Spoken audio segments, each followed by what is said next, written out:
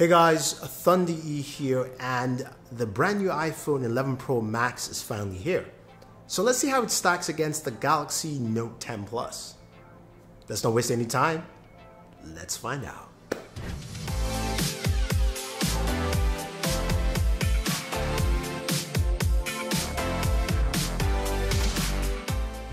So Apple's iPhone 11 Pro Max is finally here. It's the latest iPhone device. It's now called a Pro because Apple feels like this line is more pro user in mind. And there's an 11 Pro and the 11 Pro Max. But we're looking at the 11 Pro Max because how does it stack against the Galaxy Note 10 Plus? That of course is the Pro device, and that device we know has a lot of features, but let's look at the 11 Pro Max first. It comes in 4 new colors. Well, there's a gold, there's a new space gray, there's a white, and there's that midnight green, which I do like that color. So let me know what you think about the colors, because I'm leaning towards midnight green. Might pick something else. In terms of storage, we're looking at 64 gigabytes. Yes, 256 and then 512. So Apple is still keeping the same scheme, if you will. Its price starts at $1,099 for 64 gigabytes. That doesn't stack up well because the Galaxy Note 10 Plus at $1,099 is basically 256 gigabytes of storage. Well, let's look at the display. The iPhone 11 Pro Max has a 6.5 inch display. It's called a Super Retina XDR display. The reason for this new naming is because it's got a bunch of new features. There's HDR10 support. There is also Dolby Vision support on this. This display has a huge contrast ratio of 2:1. It's also got max brightness in terms of nits at 1200, regular at 800, so that's pretty high. It's a vibrant display. Just like the Galaxy Note 10 Plus display's vibrance, I think the max nits is about 1000 to 1100. I could be wrong, but it's a super bright display. So both displays have nice brightness, colors, the things you're looking for in a display that you love to see. Now, when we move to the back of the device, that's where, of course, you see the camera hump, a new camera hump. I'm using, of course, a dummy model here in this video, but what you do have is a triple camera setup. First time iPhone has gone to that. The Galaxy Note 10 Plus has always had a triple camera setup, and that's something new for Apple. This time they have 12 megapixel cameras across the board. There is a wide angle camera, which is the main camera at 12 megapixels f1.8. The ultra wide is field of view of 120 with also f-stop of 2.4, and there's a telephoto with the f-stop of 2.0, and it's also 12 megapixels. Now the Galaxy Note 10 Plus has a triple camera setup, 2 12 megapixels, 116. The 16 megapixel is that ultra wide, 120 degree, I believe, field of view. I think takes lovely photos, pictures. I'm gonna do, of course, we'll do our camera video, of course, on the iPhone 11 Pro Max to see what it actually brings to the table. Now that we have a newfound camera bump on the iPhone 11 Pro Max, I've got a few cases from my good friends at Spigen that I really like. The first one is a liquid crystal case. What I like about it, it's flush. It basically balances out with the raised edge of that camera bump. And of course, you've got protection all around. This, of course, is a see-through case, so you get to see the colors of your iPhone 11 Pro Max. Now, the next case here is the Rugged Armor, which is a case that I love to use. It's got that tough feel, TPU feel all around. Nice protection on your iPhone 11 Pro Max. You've got that center cutout to show you the new iPhone logo. Of course, we're using our dummy version here, but you get the idea of how this fits with your iPhone 11 Pro Max, and this should go a long way. But the camera on the iPhone 11 Pro Max is packed with a ton of features.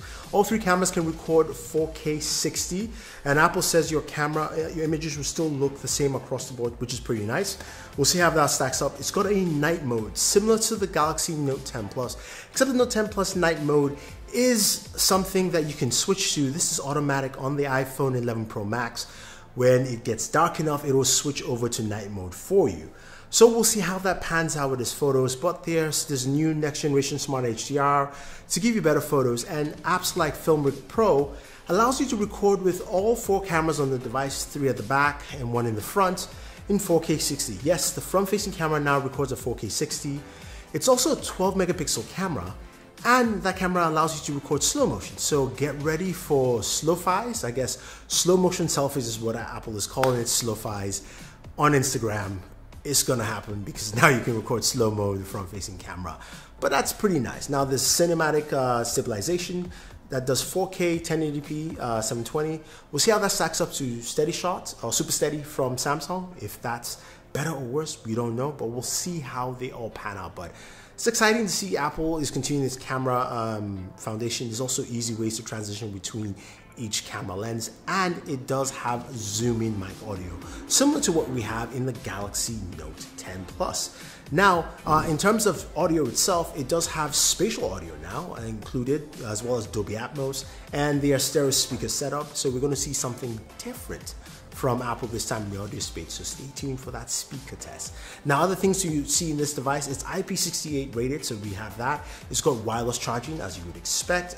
We no information if this is faster or fast wireless charging, so I take it as it's being the same, while Samsung has fast wireless charging up to 15 watts. So mind you, 15 watts because Apple's wired charging is 18 watts. And that 18 watts wired charging will be compared to what we find with the Galaxy Note 10 Plus at 25 watts. So check out my charging speed test on the Galaxy Note 10 Plus. You'd be surprised, 68 minutes, pretty fast.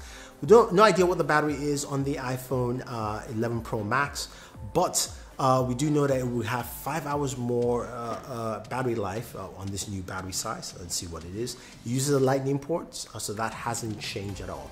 Now on the Galaxy Note 10 Plus, just a few things to mention. We know it does have a lovely display. That display on the Note 10 Plus is a 2K display. The display on the iPhone 11 Pro Max is not. The display resolution is 2688 by 1242. Again, Apple has funky display measurements, as you all would expect. It's a vibrant display on the Note 10 Plus. It has a triple camera setup powered by the Snapdragon 855 processor. We have up to 12 gigs of RAM, and it starts at 256 gigabytes of storage. It does not do 64 gigabytes, so that's a huge plus. We also do have wireless charging. We have reverse wireless charging, and that wireless charging is fast wireless charging at 15 watts. The charging there is it's a 25 watt charger. You can get a 45 watt on the Galaxy Note 10 Plus, and we have a 4200 milliamp battery. Now, all that being said, the extra feature we do have in the Galaxy Note 10 Plus is the S Pen, and the S Pen has a ton of functionality that we know quite well. We've got the ability to write text, we can draw on our devices. We can also use the S Pen for actions to navigate through the camera, using it in a standing position, or if you're trying to take video and photos from far away or with family and friends, doesn't matter. So you have that built in there, something that's just very unique and interesting. Plus you do have DeX, which is the ability to plug in your Galaxy Note 10 Plus to a display or a laptop and turn it into a full desktop experience. Again, something the iPhone 11 Pro Max just doesn't have. But I want to hear from you guys. What kind of videos would you like to see once I get my hands on the iPhone 11 Pro Max? I'm going to be doing a gaming video. I'll be doing a speaker test for you guys to see. Also, we're doing a charging test as well. I might do a battery drain test. That's something I've never done, but if that's something you guys want to see, I'll try and do that for you as well. I might also do a test between the 18 watt charger and the 15 watt wireless charger on the Galaxy Note 10 Plus. See how both of those two stack up. It's very different, very interesting.